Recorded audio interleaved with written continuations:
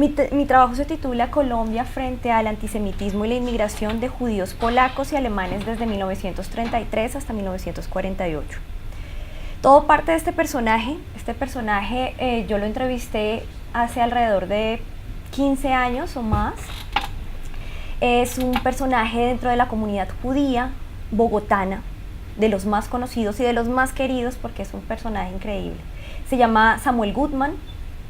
Samuel Gutman es de origen polaco, es judío y es el único sobreviviente que tenemos en Colombia del gueto de Varsovia, aún. Este personaje cambió completamente la perspectiva que yo tenía del tema de la inmigración al país. En tanto, me dijo una frase que me llamó la atención. Quiero leérselas, ahí está en inglés, por cuenta de un encuentro que tuve hace poco en un congreso internacional.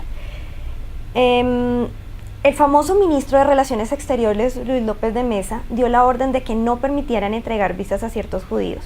Así que nosotros, mi mamá, mi hermano mayor, mis hermanas menores y yo, tuvimos que quedarnos en Polonia. Mi papá tuvo la mala suerte de no poder regresar a Europa ni traer a su familia a Colombia. El padre de Samuel Gutman alcanza a venir a Colombia en la década del 30. Pero cuando hace las solicitudes para que venga su esposa y sus hijos, pues definitivamente en Colombia no se la dan. Y hay un personaje que está detrás de esto y es quien me llama la atención y es Luis López de Mesa. Entonces me encuentro con este tema y digo, bueno, pero entonces acá había una restricción, una política de parte del Estado que no permitía ingresar a los judíos y en particular judíos polacos y alemanes. Bueno, Samuel Gutman, para quienes de pronto no lo conocen, alcanzó a llegar a Colombia en 1947. Pasó las 1001 vicisitudes en Europa, dentro del gueto de Varsovia, y después de recorrer varios lugares logró llegar a Colombia en 1947 en búsqueda pues, de su padre, que era el único sobreviviente que le había quedado de su familia. Mi pregunta entonces es por qué las autoridades colombianas mantuvieron su posición para restringir la entrada de judíos al país entre 1933 y 1947. El periodo envuelve pues casi 2 décadas, es bastante amplio. Me interesaba, por supuesto, tratar de entender la Segunda Guerra Mundial en el país, porque acá en Colombia se entendía que la Segunda Guerra Mundial era algo que pasó por allá muy lejos en Europa y no se entendía muy bien que realmente en Colombia hubo consecuencias de la Segunda Guerra Mundial. Uno de esas formas de seguir la Segunda Guerra Mundial en Colombia fue los inmigrantes y en particular estos judíos que tuvieron restricciones a la entrada. Y se va hasta el 47 y 48 en vista de que encuentro que hay nuevas trabas luego de la Segunda Guerra Mundial.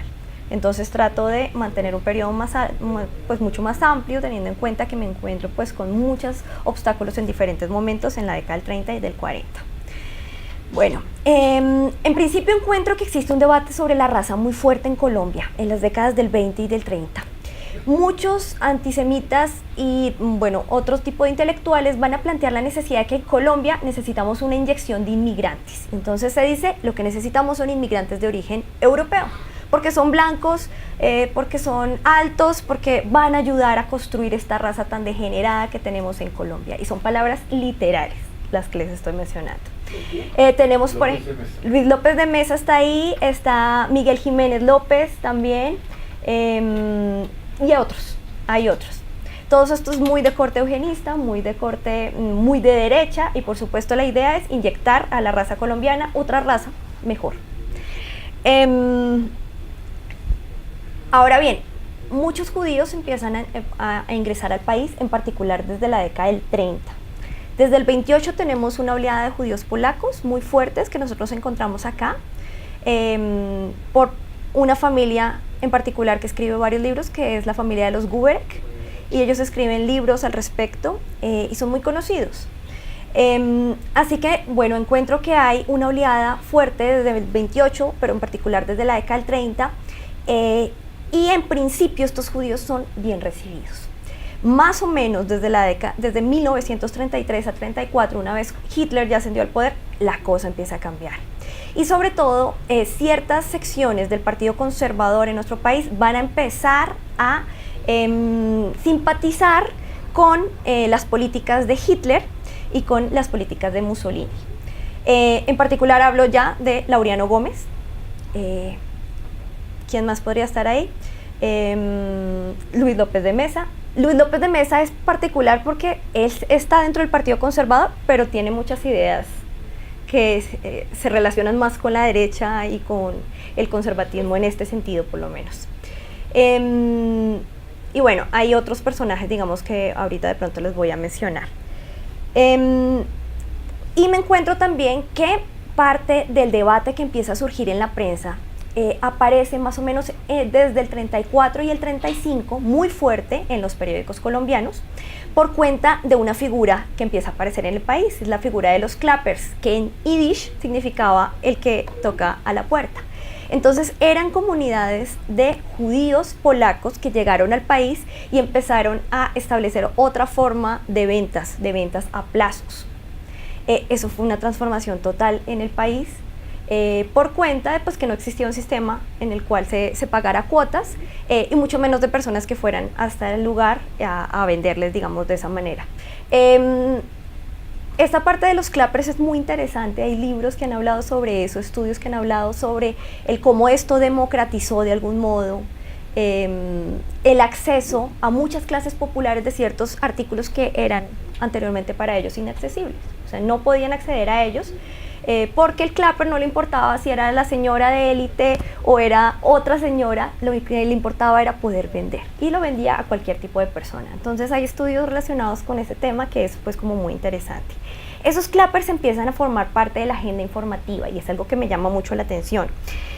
Y el debate empieza a enardecerse y a fortalecerse en relación con que es una necesidad restringir la entrada de tantos clappers y de tantos judíos polacos que están llegando.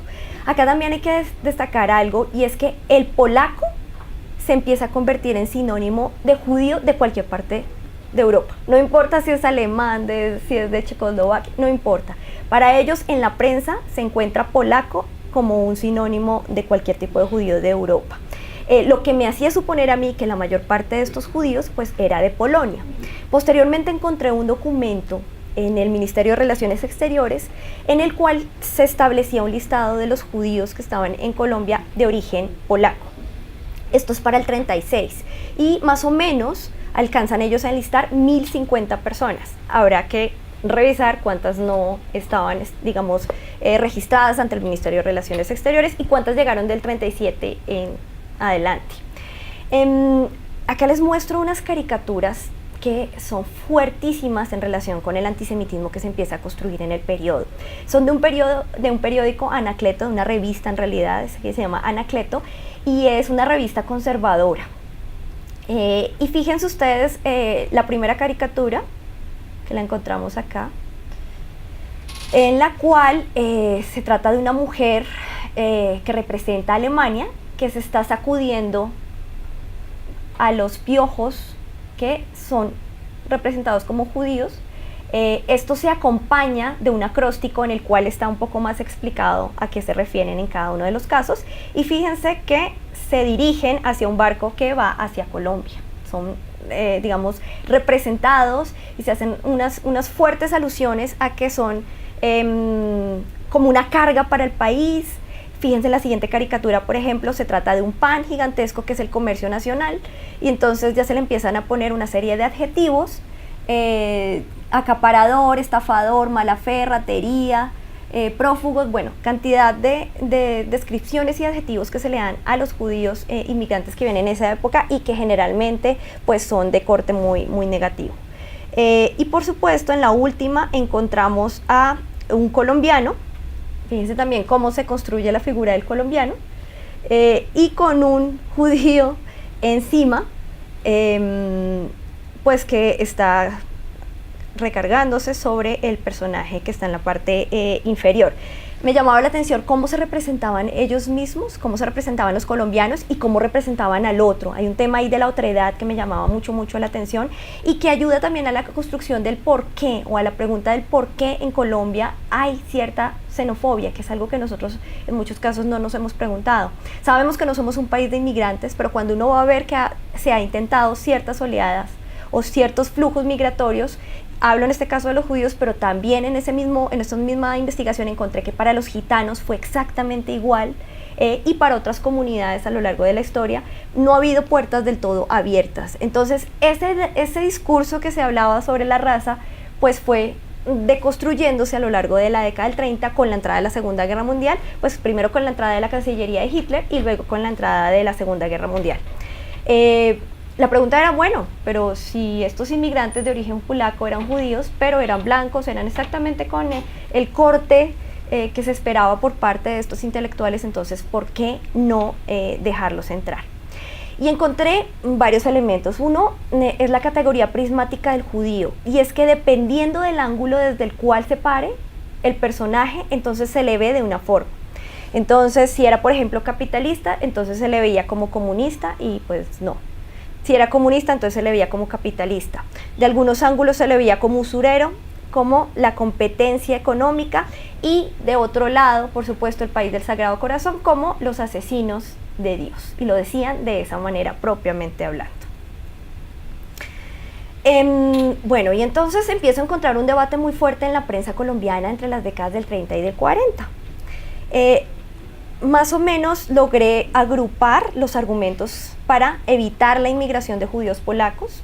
Este es el que en su número es el número 3, digamos, tengo 3 grupos, este es el tercero en importancia, y es el tema de la raza. Entonces se dice que los judíos representan una raza pues que conviene como evitar, que transmiten enfermedades, y que por tanto pues miren por ejemplo las de abajo, las características raciales del judío, por ejemplo, su formidable capacidad pues para la adaptación, y una cantidad de características propias que se le adjudican al judío como si fuera una raza en ese marco. Ese es el tercer argumento que encuentro en orden de importancia. El segundo es el de la religión. Hay un temor muy fuerte a que otro tipo de religiones ingresen al país y puedan de algún modo amenazar en la cúspide de la estructura pues al catolicismo, y eso también lo encontramos en revistas de corte pues católico como la revista Javeriana, o en incluso programas de radio para la década finales del 30 y del 40 de Alberto Ariza, por ejemplo.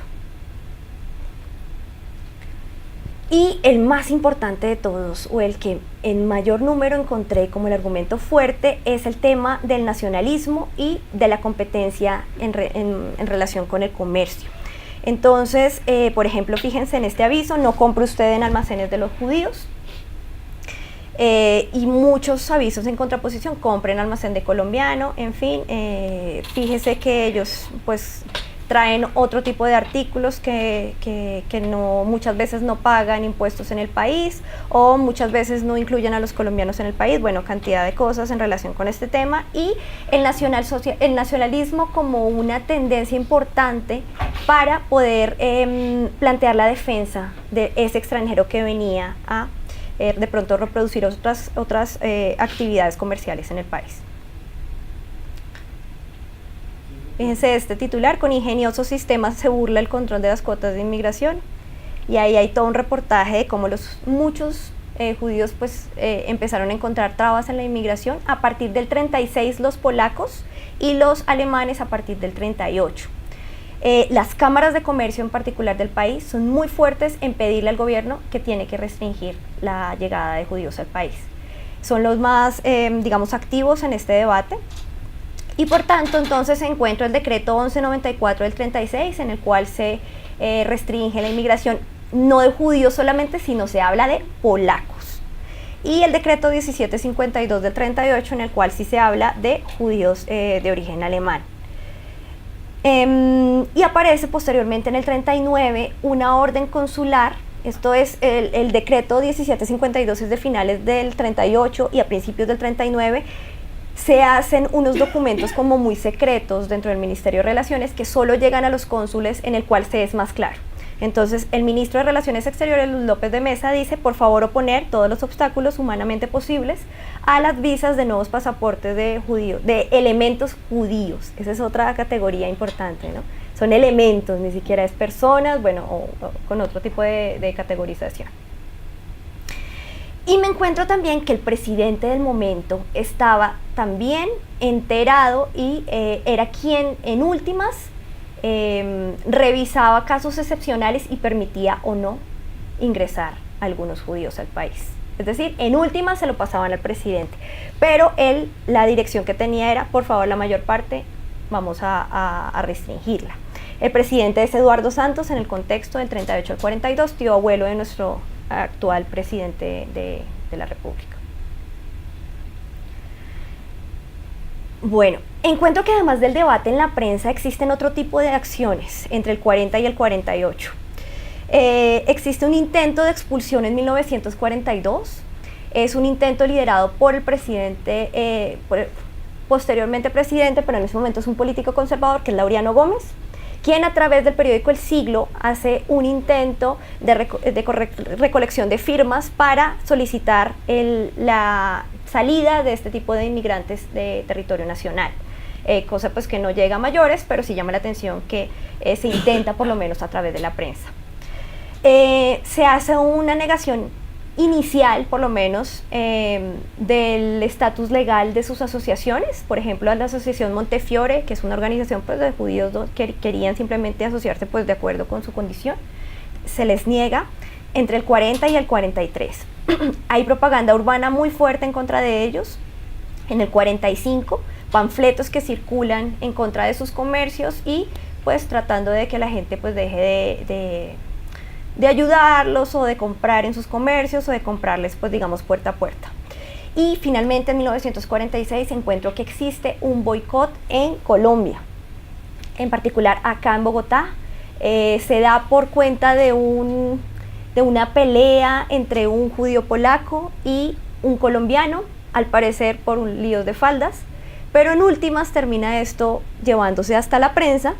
La gente en Bogotá, por lo menos en el centro de Bogotá, se revuela de alguna manera y empiezan a boicotear los almacenes de personas de origen judío. Las pérdidas son pues pocas, son algunos almacenes, alrededor entre 10 y 15 almacenes que realmente lograron invadir de algún modo y robar. Pero la mayor parte pues cerró y rápidamente alcanzó a salir ileso. Y el caso del éxodo de 1947. Me llamó mucho la atención el caso que comentabas ahorita, porque este caso del éxodo, no sé si lo conocen, hay un libro muy famoso, también existe una película sobre un barco que sale también de territorio europeo rumbo a supuestamente Colombia con 4.700 personas al interior. Son judíos y supuestamente quieren llegar a Colombia, pero en realidad ellos van para territorio palestino. Y los ingleses niegan la entrada cuando llegan allí. Europa dice, pues acá los recibimos, pero ellos no quieren estar acá. Pues. Y Colombia dice, pues nosotros acá no tenemos nada que ver. Pero entonces dicen, no, mire, pero las visas son para Colombia. Al parecer algún funcionario permitió o falsificó las visas con el propósito de ganar dinero, pero en realidad pues no eran correctas las visas. Entonces en el país se forma de nuevo un debate sobre si se va a recibir o no a los judíos y el por qué. Y definitivamente dicen que no, que estos elementos de corte comercial pues no pueden de ninguna manera ingresar al país, menos un número tan exagerado como 4.700. Más o menos para este periodo sabemos que hay 4.600 judíos en territorio colombiano en esta inmigración por cuenta de los registros que las mismas comunidades lograron hacer en el país.